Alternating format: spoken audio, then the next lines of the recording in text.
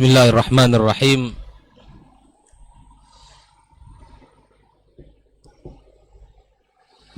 Bismillahirrahmanirrahim. Assalamualaikum warahmatullahi wabarakatuh. Innal hamdalillah nahmaduhu wa nasta'inuhu wa nastaghfiruhu wa nastahdihi wa na'udzu billahi min shururi anfusina wa sayyiati a'malina may yahdihillahu fala mudilla lahu wa may yudlilhu fala hadiya lahu ashhadu an la ilaha illallah wahdahu la syarika lahu wa ashhadu anna Muhammadan abduhu wa rasuluhu alladzi la nabiyya ba'dah. Qala ta'ala ya ayyuhalladzina amanu ittaqullaha haqqa tuqatih wa la tamutunna illa wa antum muslimun. Wa qala ta'ala ya ayyuhalladzina amanu ittaqullaha wa qulu qawlan sadida yuslih lakum a'malakum wa yaghfir lakum dhunubakum wa man yuti'illaha wa rasulahu faqad faza fawzan 'azima. Allahumma 'allimna ma yanfa'una wanfa'na bima 'allamtana wa zidna 'ilma. Allahumma ati nufusana taqwaha wa zakkiha anta khairu man zakkaha anta waliyuha wa maulaha. Amma ba'd, ma'asyiral hadirin wal hadirat minal muslimin wal muslimat al musyahidin wal musyahidat, hafizakumullah wa ra'akum. Alhamdulillah, puji dan syukur marilah senantiasa kita ucapkan kepada Allah tabaraka wa ta'ala yang senantiasa memberikan kepada kita kenikmatan-kenikmatan di dalam kehidupan kita, sehingga pada malam yang berbahagia ini kembali kita duduk dalam majlis yang mulia ini di rumah Allah Subhanahu wa ta'ala yang mulia. Mudah-mudahan duduknya kita antara maghrib dan isya dengan mengkaji ayat-ayat Allah dan mempelajari hadis-hadis Rasulullah sallallahu alaihi wasallam merupakan kebaikan yang diterima di sisi Allah Subhanahu wa taala. Kemudian kita ucapkan salawat dan salam untuk kekasih kita, Nabi kita, junjungan kita Muhammad sallallahu alaihi wasallam, untuk keluarga beliau, anak dan keturunannya, dan kepada seluruh para sahabat-sahabatnya yang mulia yang telah berjuang bersamanya untuk menegakkan agama Allah Subhanahu wa taala, serta kepada kaum muslimin dan muslimat yang senantiasa setia di atas agamanya yang mulia sampai hari kiamat kelak. Ma'asyiral hadirin wal hadirat, bapak-bapak, ibu-ibu yang dimuliakan Allah Subhanahu wa taala, malam ini kita akan melanjutkan pembahasan tafsir tematik yang mana kita akan angkat satu tema akhlak di dalam Islam, dan pembahasan yang lebih spesifik tentang akhlak di dalam Islam adalah akhlak tentang ithar. Al-ithar adalah di mana seseorang mendahulukan saudaranya di atas dirinya di dalam perkara-perkara yang mubah. Al-ithar merupakan akhlak yang sangat mulia, bahkan merupakan tingkatan yang sangat tinggi dari tingkatan-tingkatan kedermawanan. Kalau kita melihat sifat-sifat kedermawanan itu sangat banyak. Di antaranya adalah al-bazal, al-ata, al-jud, dan yang paling tinggi daripada itu semua adalah al-ithar, di mana dia mendahulukan saudaranya, mendahulukan orang lain daripada dirinya sendiri, dan apalagi ditambah dengan dia saat itu membutuhkan apa yang diberikannya kepada orang lain. Oleh itulah Allah Subhanahu wa taala memuji orang-orang yang memiliki akhlak seperti ini. Allah Subhanahu wa taala menyanjung orang-orang yang memiliki akhlak al-ithar di dalam kehidupannya. Dan Allah Subhanahu wa taala mengatakan mereka adalah orang-orang yang beruntung di sisi Allah Subhanahu wa taala. Mari kita lihat firman Allah Subhanahu wa taala di dalam surat Al-Hasyr. Allah Subhanahu wa taala menggambarkan potret generasi mulia, generasi hebat yang membersamai Rasulullah sallallahu alaihi wasallam, yang hidup berjuang bersama Rasul sallallahu alaihi wasallam menegakkan agamanya yang mulia. Allah abadikan kisah-kisah hebat mereka agar menjadi ibrah bagi kita bersama, agar menjadi pelajaran dalam kehidupan kita, agar kita bisa mencontoh akhlak-akhlak mulia mereka. Bukalah kitab suci kita yang merupakan sebaik-baik petunjuk di dalam kehidupan kita. Allah Subhanahu wa taala mengabadikan kisah-kisah mereka di dalam Al-Quran tersebut. Mari kita memulai dengan melihat firman Allah Tabaraka wa taala di dalam surat Al-Hasyr ayat yang ke-9. Allah Subhanahu wa taala menggambarkan, A'udzu billahi minasyaitonir rajim. Bismillahirrahmanirrahim. Walladzina tabawwa'ud dara wal imana min qablihim. Adapun orang-orang yang telah menempati kota Madinah dan mereka orang-orang Ansar telah beriman kepada Allah Subhanahu wa taala sebelum datangnya orang-orang Muhajirin, yuhibbuna man hajara ilaihim. Mereka orang-orang Ansar adalah orang-orang yang menyukai orang-orang yang hijrah kepada negeri mereka. Wala yajiduna fi sudurihim hajatan mimma utu. Dan di dalam dada mereka tidak terdapat sedikit pun hajah terhadap apa yang telah diberikan kepada mereka. Wa yusiruna ala anfusihim walau kana bihim khasasah. Mereka orang-orang Ansar mendahulukan saudara-saudara mereka dari orang-orang Muhajirin, walaupun keadaan mereka, kondisi mereka sangat membutuhkan apa yang mereka berikan tersebut kepada saudaranya. Subhanallah, inilah potret gemilang, inilah kisah hebat orang-orang yang Allah abadikan di dalam Al-Quranul Karim.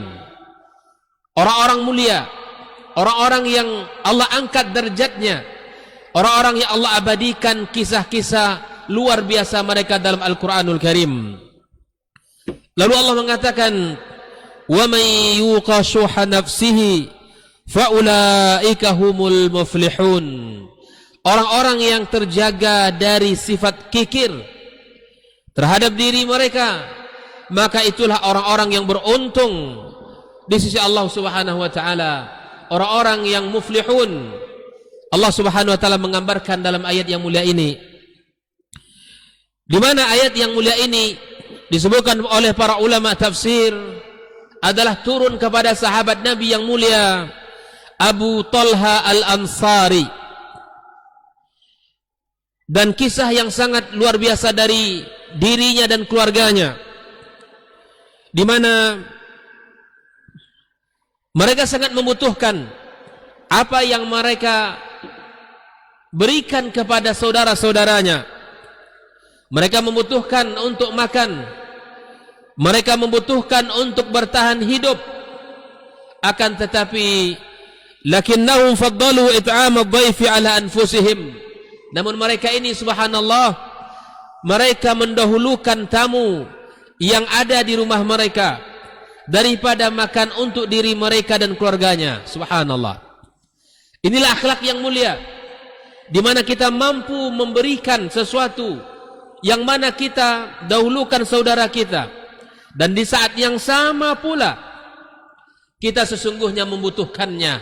Maka disinilah akhlak ithar yang digambarkan oleh kaum Ansar, ya, yang ada di kota Madinah, yang Allah abadikan kisah-kisah mereka di dalam surat Al-Hasyr ini. Ma'asyiral hadirin wal hadirat rahimakumullah. Maka Allah Subhanahu wa taala menyebutkan hadza huwal ithar. Inilah yang dimaksud dengan ithar yang kita ingin bahas pada kesempatan yang mulia ini, di mana kita berusaha mengekang diri kita, kita berusaha menahan keinginan kita, kita berusaha untuk mendahulukan saudara-saudara kita. Sungguh akhlak yang seperti ini akhlak yang mulia. Karenanya Al-Quran mengabadikan akhlak yang mulia ini, dan Rasulullah sallallahu alaihi wasallam menceritakannya, menyampaikannya, karenanya ia adalah pelajaran mahal untuk kita bersama. Hanya orang-orang yang memiliki pemahaman yang benar di dalam agama ini yang mampu melakukan hal ini, dan orang-orang yang memiliki akhlak yang mulia pula yang mampu melakukan perbuatan yang sangat agung ini. Maka kemuliaan seseorang akan didapatkan manakala dia mampu memberikan kepada saudara-saudaranya apa yang ia mampu berikan kepada saudaranya. Ma'asyiral hadirin wal hadirat rahimakumullah. Di dalam Sahih Al-Imam Al-Bukhari, Nabi sallallahu alaihi wasallam beliau menukil sebuah hadis dari Nabi kita sallallahu alaihi wasallam dari sahabat Nabi yang mulia Abu Hurairah radhiyallahu taala anhu.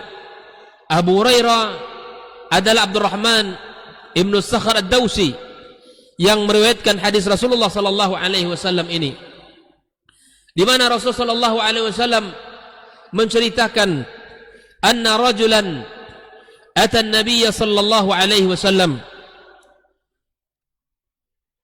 Ada seorang laki-laki yang datang kepada Rasul sallallahu alaihi wasallam, lalu kemudian Nabi alaihi salatu wasallam mengabarkan kepada keluarganya. Maka kemudian keluarga Rasulullah sallallahu alaihi wasallam, istri-istri beliau mengatakan, "Ma ma'ana illa al-ma." Ya, kita tidak memiliki apa-apa kecuali air. Ini menunjukkan ya kesederhanaan ya rumah tangga Rasul sallallahu alaihi wasallam, di mana yang ada di rumah tangga Rasul sallallahu alaihi wasallam hanya air biasa. Hanya air.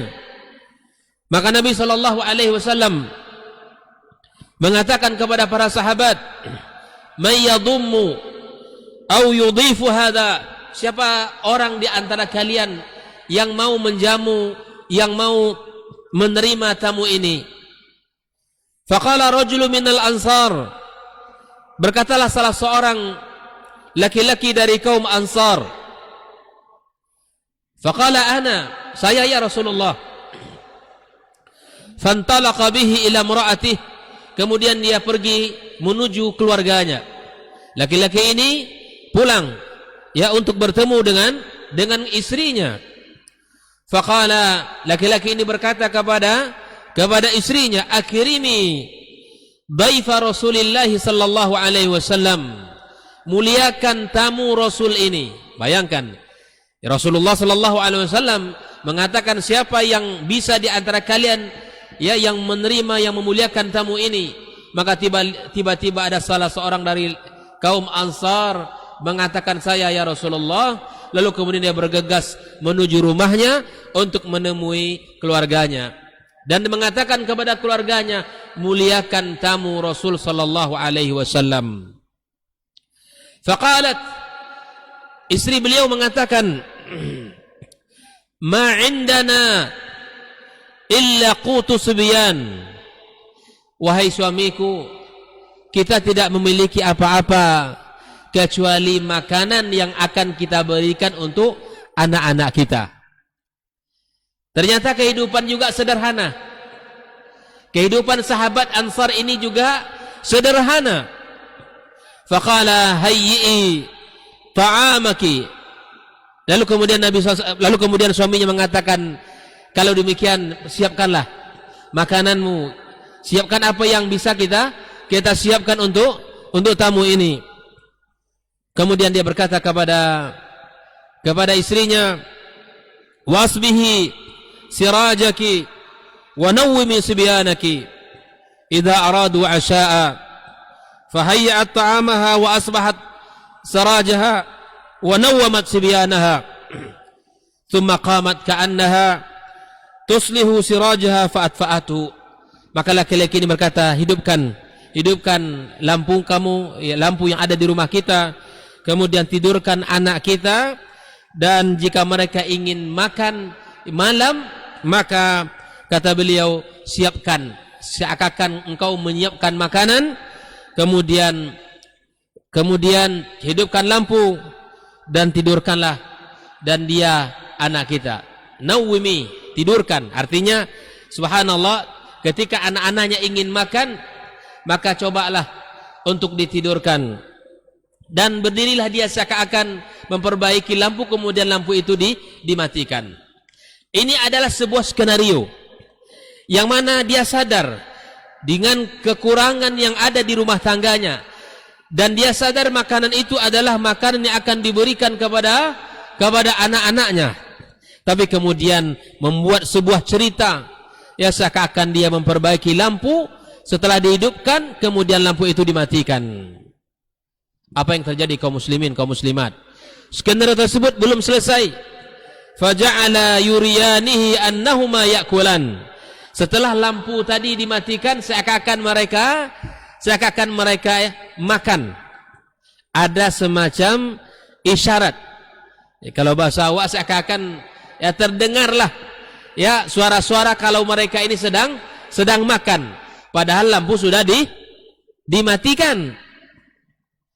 Fabata tawiyaini ay fabata ja'i'ain. Mereka tidur melewati malam itu dalam keadaan lapar, dan mereka memberikan makannya kepada siapa? Kepada tamu Rasulullah sallallahu alaihi wasallam. Ikhwani ma'asyiral hadirin wal hadirat, apakah akhlak yang mulia ini tidak sampai kepada Rasulullah sallallahu alaihi wasallam? Apakah semangat mereka menyambut tamu ini tidak disampaikan, tidak sampai beritanya kepada Rasulullah sallallahu alaihi wasallam? Tidak. Makanya ketika pagi harinya Nabi sallallahu alaihi wasallam falamma asbaha ghada ila Rasulillah sallallahu alaihi wasallam faqala falamma asbaha ghada ila Rasulillah sallallahu alaihi wasallam, maka faqala dahikallahu al-lailah aw ajiba min fi'alikum. Maka kemudian di pagi harinya Rasul sallallahu alaihi wasallam mengatakan, Allah ketawa melihat perbuatan kalian dan sangat ta'ajub terhadap ya perbuatan kalian. Subhanallah, Allah Subhanahu wa taala yang maha kuasa, yang maha kaya, yang maha khalik, ta'ajub, senang melihat perbuatan yang mereka lakukan satu malam tersebut. Beginilah akhlak yang luar biasa. Beginilah akhlak yang dicontohkan oleh generasi as-salaf, para sahabat Nabi yang mulia. Maka turunlah ayat kepada Rasulullah sallallahu alaihi wasallam, wa yu'siruna ala anfusihim walau kana bihim khasasah.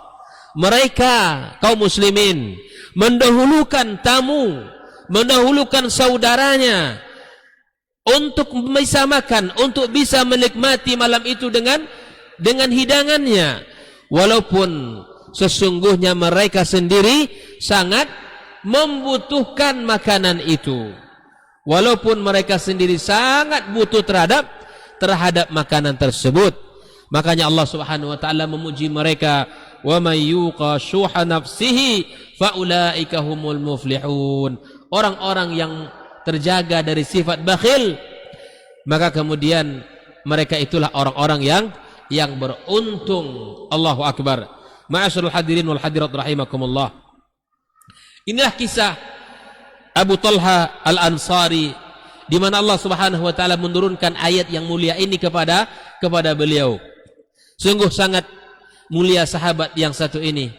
Karena akhlaknya, kemudian Allah Subhanahu wa taala menurunkan ayat yang Allah ceritakan tentang kedermawanan, tentang pemurahnya sahabat Nabi yang bernama Abu Talha Al-Ansari ini.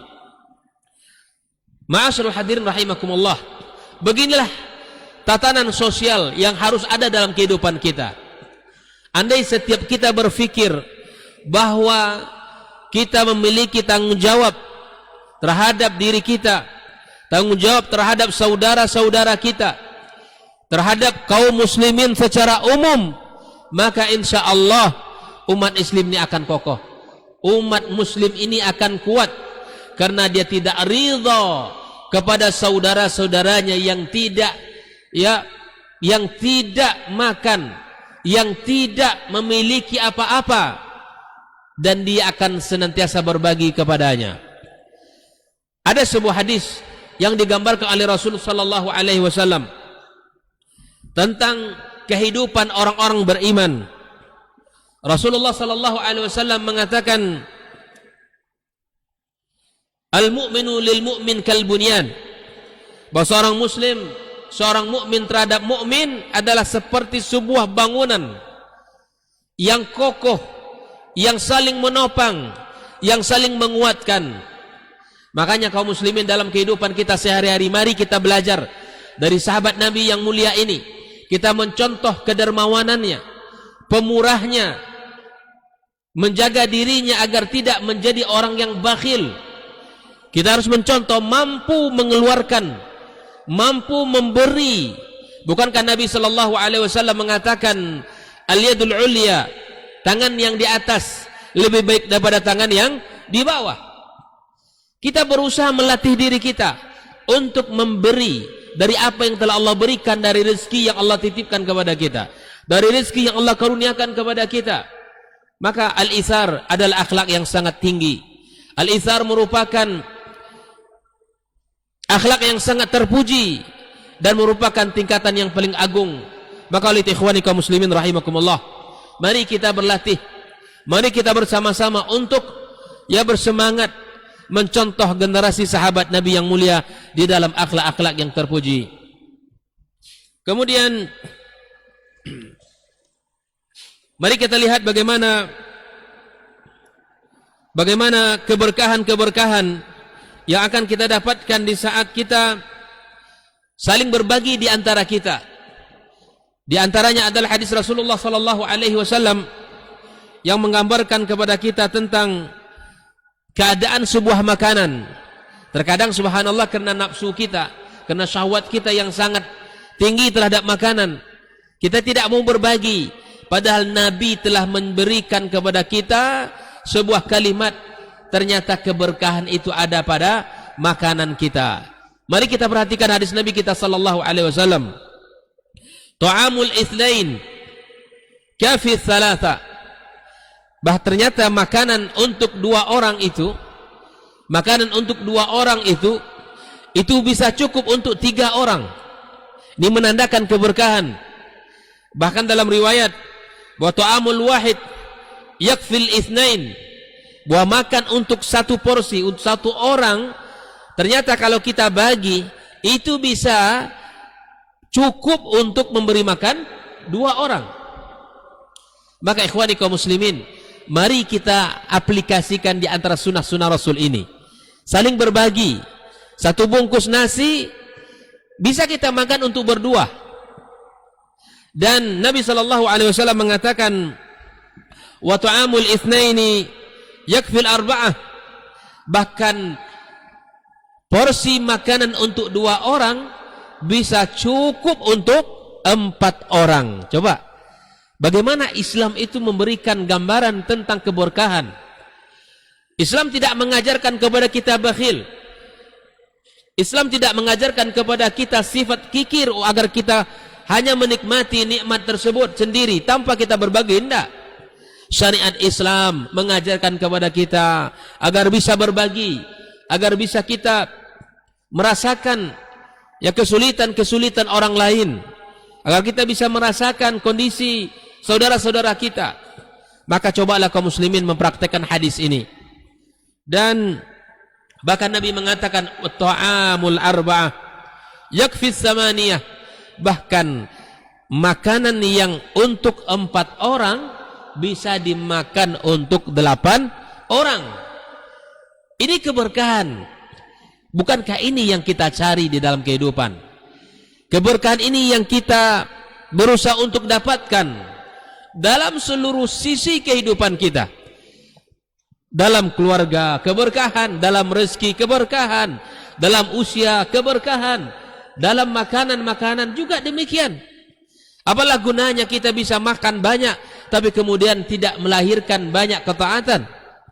Makanya kata para ulama, subhanallah, orang-orang yang berilmu itu sangat berbeda dengan orang-orang yang tidak berilmu.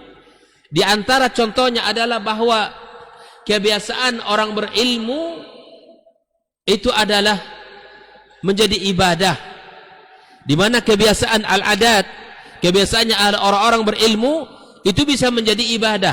Contoh dalam bab makan ini, kita makan bukan hanya sekadar makan, bisa untuk mengenyangkan kita, enggak. Tapi orang berilmu kalau dia makan bukan hanya sekadar untuk memberikan kebutuhan fisiknya, enggak. Tapi dia makan dengan tujuan dia bisa kuat, dia bisa mendapatkan energi, dia bisa sehat, sehingga lebih rajin dan lebih kuat untuk beribadah kepada Allah. Itu adatnya, kebiasaannya. Dan bahkan subhanallah, di antara bentuk perbandingan orang-orang yang biasa, orang-orang yang awam, bahwa bahkan ibadahnya orang awam itu adalah sesuatu yang biasa. Makanya kaum muslimin kalau hanya kemudian kita pergi, kemudian datang, duduk, kita ingin duduknya kita di sini berilmu, dan ilmu itu menjadi panduan, dan panduan itu kita pakai dalam kehidupan kita. Sehingga setiap niat kita itu akan diberikan oleh Allah Subhanahu wa taala ganjaran-ganjaran kepada kita semuanya. Oleh itu kaum muslimin rahimakumullah, mari di dalam segala sesuatu yang sifatnya mubah, jangan hanya dihantarkan dia sebagai perkara yang mubah, tapi iringi perbuatan-perbuatan itu agar dia menjadi sebuah ibadah di sisi Allah Subhanahu wa taala. Baik, kaum muslimin rahimakumullah. Di dalam sebuah hadis yang lain, Rasulullah sallallahu alaihi wasallam yang menggambarkan tentang orang-orang yang luar biasa. Di antara kisah-kisah yang sangat luar biasa yang dijelaskan oleh Rasulullah sallallahu alaihi wasallam, bahwa ada di antara sahabat-sahabat, ada di antara kaum muslimin seperti sahabat Abu Bakar As-Siddiq radhiyallahu taala anhu, seperti Utsman ibn Affan radhiyallahu taala anhu, dan sahabat-sahabat yang lain, Abdurrahman ibn Auf dan lain sebagainya. Mereka mempraktekkan ayat yang mulia ini, wa yu'thiruna ala anfusihim walau kana bihim khasasah. Mereka berusaha mengaplikasikan. Coba Bapak Ibu semua kaum muslimin, hadirin hadirat dimanapun berada, mari kita coba praktekkan ayat ini dalam kehidupan kita, atau minimal selama kita hidup satu kali. Di saat uang yang kita miliki kita butuh, tapi ternyata di saat yang bersamaan saudara kita, mungkin dia kerabat kita, mungkin dia tetangga kita, sahabat kita, membutuhkan pinjaman, pertolongan, maka lakukanlah. Praktekkan akhlak ini, aplikasikan dalam kehidupan kita. Mulailah kita mencoba untuk meniru akhlak-akhlak mereka.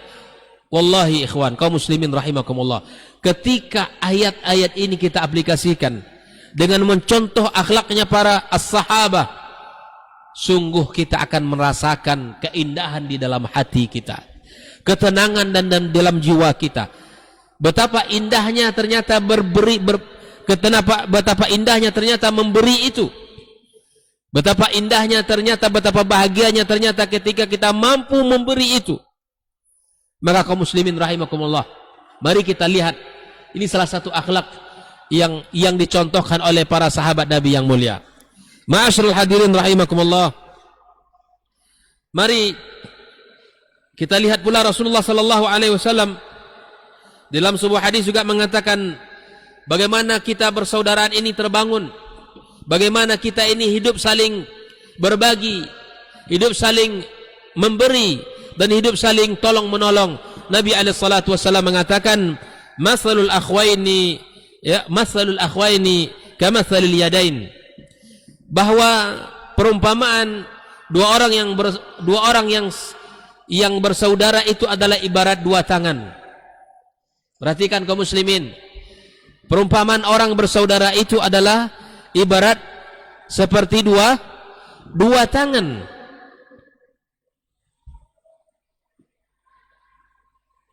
Apa perumpamaan dua tangan? Di mana jika salah satunya dicuci maka yang satunya mencuci. Perhatikan, kehidupan kita dalam hidup ini, dalam masyarakat kita, dalam rumah tangga kita, di dalam hari-hari kita, bahwa persaudaraan itu seperti dua tangan ini, kata Nabi kita SAW. Apabila ada satu tangan yang kotor, yang butuh dicuci, maka tangan yang lain mencucinya. Dan sebaliknya, apabila tangan kiri yang dibersihkan, maka tangan kanan yang mencuci. Apabila tangan kanan yang harus dibersihkan, maka tangan kirinya dengan mudah untuk membersihkan tangan kanan itu.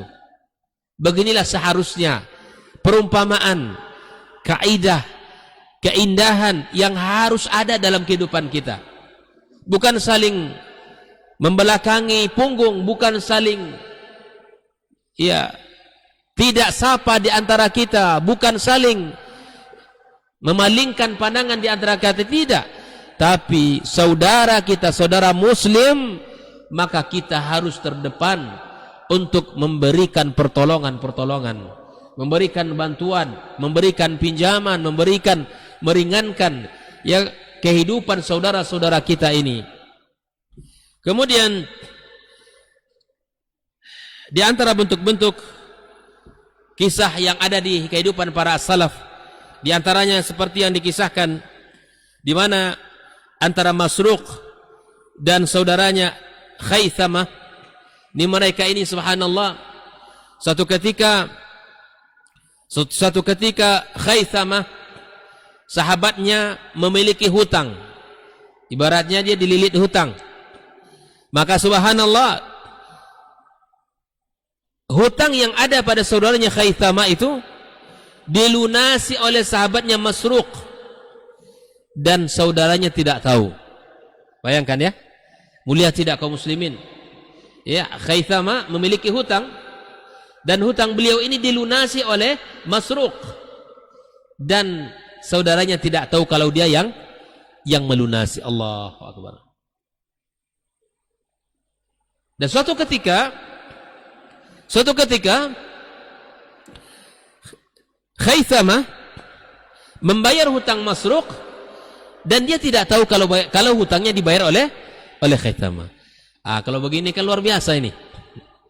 Kalau ada saudaranya yang 1 M berhutang, siapa yang mampu meringankannya? Siapa yang mampu membebaskan dari hutang? Membebaskan dari riba misalnya. Dari tanggungan-tanggungan yang bersifat riba. Ini tentu merupakan akhlak-akhlak yang sangat indah dalam kehidupan para salaf. Generasi sahabat yang mulia, saling berbagi. Kalau tidak besar-besaran dalam jumlahnya, paling tidak ketika kita tahu ternyata saudara kita punya, ketika saudara kita punya hutang di kedai, misalnya di kedai harian, saudara-saudara kita yang kita tahu barangkali kehidupannya, maka satu ketika kita berangkat ke situ, ternyata kita melihat catatan-catatan, atau mungkin kita secara sengaja menanyakan, fulan, apakah dia punya tunggakan di sini? Jika seandainya disampaikan punya, maka berikan. Kita bantu, kita ringankan. Subhanallah. Bapak Ibu kaum muslimin yang dimuliakan Allah, sungguh harta yang kita keluarkan, harta yang kita infakkan di jalan Allah itu, yang kita gunakan untuk membantu saudara-saudara kita, itulah harta yang sebenarnya. Harta yang kita makan akan menjadi kotoran. rezeki yang Allah berikan kepada kita lalu kemudian kita makan, lalu dia akan menjadi kotoran, dan pakaian yang kita pakai itu akan lusuh, dan rezeki yang kita infakkan, yang kita wakafkan, itulah harta yang sesungguhnya harta kita. Nah ini, makanya generasi para sahabat, para tabi'in dan tabi'in luar biasa mereka. Mereka tidak segan-segan, bahkan subhanallah di dalam kehidupan mereka itu tergambarlah bahwa wakaf di sebagian ya terlihat menjadi gaya hidup mereka. Berwakaf, kemudian isar ya terhadap harta mereka, mereka wakafkan di jalan Allah Subhanahu wa taala. Kemudian mereka bantu saudara-saudaranya, mereka ringankan ya saudara-saudaranya dalam lilitan-lilitan hutang. Dan mereka subhanallah ya tidak pernah merasa bahwa apa yang mereka keluarkan itu adalah mengurangi dari harta mereka sendiri. Nabi SAW mengatakan, ma naqasat sadaqatun min malin, tidak akan pernah berkurang ya harta yang disedekahkan itu. Secara hakikat jumlah mungkin berkurang, tetapi secara ya kedudukannya di sisi Allah, pahalanya, keberkahannya tidak akan pernah berkurang. Allah berikan keberkahan pada rezeki orang tersebut. Ikhwani kaum muslimin rahimakumullah. Itu salah satu bentuk yang ada pada generasi sahabat, di mana antara Masruq dengan Khaythamah saling berusaha untuk menutupi hutang saudaranya satu sama lain, dan masing-masing dari mereka tidak mengetahui siapa yang menutupi hutang tersebut. Kita berharap nih pulang dari kajian nih ada kita praktekkan dari nilai ini, dari akhlak ini. Mungkin tidak banyak, tidak besar, tapi mari kita belajar, mari kita berusaha. Apa rezeki ini mau kemana kita bawa? Usia kita tak lama. Apa yang kita usahakan semua ini, yang kita dapatkan dari usaha kita, yang Allah berikan kepada kita, semua itu akan ditinggalkan. Yang kekal abadi adalah apa yang ada di jalan Allah Subhanahu wa taala. Waktu. Baik. Kita lihat pula bagaimana Rasulullah sallallahu alaihi wasallam mempersaudarakan antara Abdurrahman ibn Auf dan Sa'ad ibn Rabi'. Ya, alladhi atharahu bil mali wa nafs. Perhatikan pula bagaimana Abdurrahman ibn Auf dan Sa'ad ibn Rabi' yang dipersaudarakan oleh Rasulullah sallallahu alaihi wasallam. Faqala Abdurrahman, barakallahu laka fima